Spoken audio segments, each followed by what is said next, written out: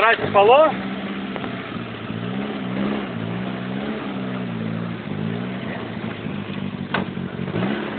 Tirando essa carroça da minha frente. Você fica nervoso, hein? Você acha que tem tamanho? Nem sua moto tem tamanho, rapaz.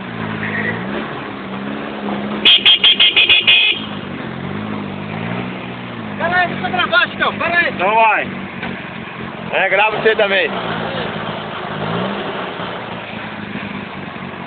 Vai. Vai.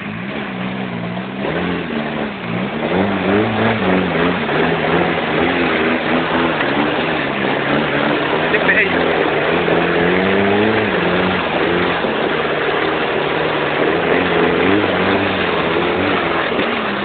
Putz, será que não tem pedra aqui, cara? Ah, tem umas violentas, né?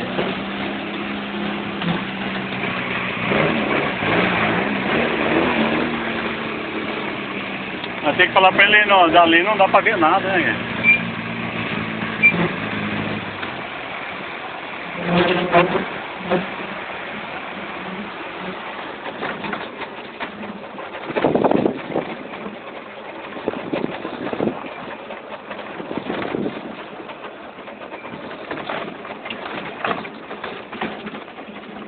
Agora eu mandei pra você.